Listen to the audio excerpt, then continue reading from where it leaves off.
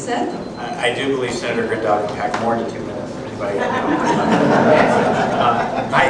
there's so little for me to specifically add, so I'm going to take a little bit of different bit. I echo and ditto everything that was just said, and proud to be, along with Tim, in the House. I think I was a co-sponsor. I know I was a co-sponsor on the sovereignty resolution. And there's another bill that you all might be of interest in. Of course, we have this healthcare issue floating down the pipe that we've got to challenge constitutionally, but we've also initiated legislation that would make it basically challenges the federal government's authority to regulate firearms if they're made and sold inside Ohio, basically challenging the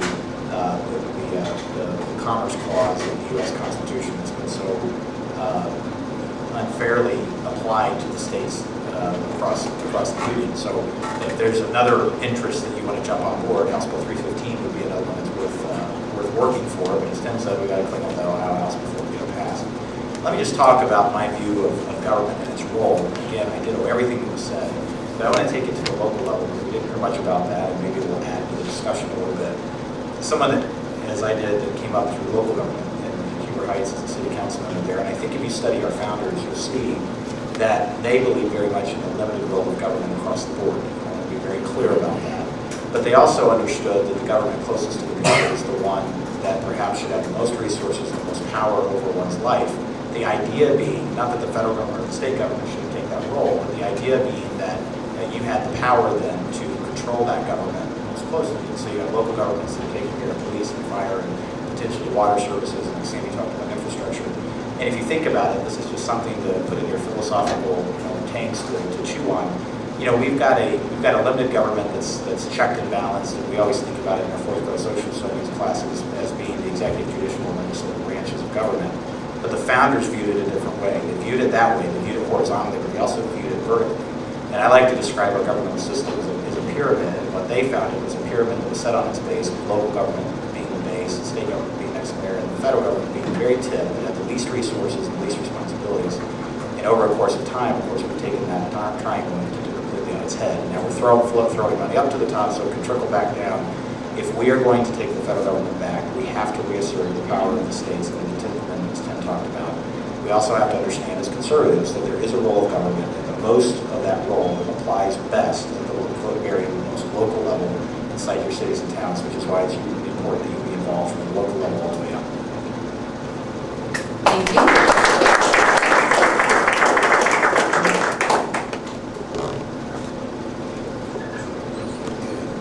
The next question is, how should the government collect revenues? And the way the question is framed is, what type of taxes should they use, or what should they tax, and so we get first practice? It's an interesting and complicated question. As we all know, Tim, I'm sure that the federal constitution gives our federal government really that. As you all know, the U.S. Get it real close. Can you hear me now? Yes. Yeah. Okay, sorry. So, what is the proper way to gather revenue? It's through the proper structured taxation and through possibly other fees and so forth. The problem we've got today with the federal government is that our tax code is 8,000 pages long. And the Ohio tax code, I'm looking around the room here and I'm seeing a lot of faces that are probably in the same age category that I am. I can remember well when we didn't have a state tax. And I remember well the promises about the state tax and where that was going to go. And if you remember what it was when it was instituted and where it is today, those promises have been violated. The problem is we are allowing our government to create a tax structure that is far and above what it needs to be. And so I'd be in favor of restructuring our tax approach. I certainly am not in favor of a VAT tax that's coming up. And if you listen to the news recently, you've heard that they're now talking about a VAT tax. I would like to see either a flat tax or at the federal level, either a flat tax or at least a fair tax in that regard.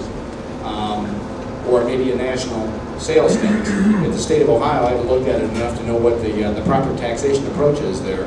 But that's the way governments gain revenue, is through taxation, generally speaking. So Senator Rendell. First of all, before we reform how we collect the money, we gotta reform how we spend it. We gotta spend less. We gotta spend less at the federal level, and we sure as heck have to spend less at the state level. In 1992, the state of Ohio's budget was $12.5 billion a year, and in the year 2010, it's doubled. It's 25-point-some billion dollars. So we're spending like drunken sailors. I don't think the state of Ohio services are better today than they were 18 years ago. We're spending about twice as much. So we got to spend less. Number two is, at the federal level, we should look at a flat tax or better yet, a national sales tax, because the tax system we have now basically says those of you who don't work, we're going to give you money.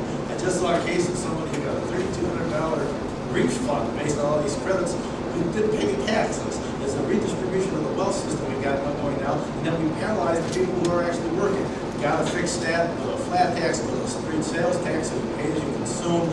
But we got to stop spending like drunken sailors and mortgaging our great-great-grandchildren's futures so we can do that. At the state level, I have sponsored the flat tax legislation. It hasn't gone anywhere my first two tries. We are the only state in the Midwest that has a graduated income tax that we charge our folks in Ohio. The states around us have a flat tax. We will look at a flat tax and a sales tax in Ohio as well. The problem is we got too many taxes in Ohio. We got the local income tax, we got the property tax, we got the sales tax, we got the income tax, which graduates up as you earn more money, and I think we got the year tax. I think we're taxing it for breathing now, so we need to cut out all those taxes. But to get there, the problem in Ohio is not a taxing problem, although we got a taxing problem we need to get to, but you can't fix that unless you fix the spending problem. We gotta spend less money at the federal and state level. Seth? Does the gentleman yield the balance of his time? By the way, so the key to getting it in is never taking a breath, right? With the Democrats controlling the gavel on the committee, I serve, I just have to keep talking. Let me say again, to what's been said so far. I actually was working to build in the House that would eliminate the income tax over a 10-year period. But let me talk about spending for a minute, because Tim's right that we've got a spending problem in Ohio. And just a real quick story, as a city council member of Keeper Heights for 7 years, myself and several other members of council, both Democrat and Republican, banged on the table and said we want more efficiency, more efficiency, more efficiency. But as council members, getting the bureaucrats to actually listen to us was very difficult, especially when the other members of council didn't see it the way we did. So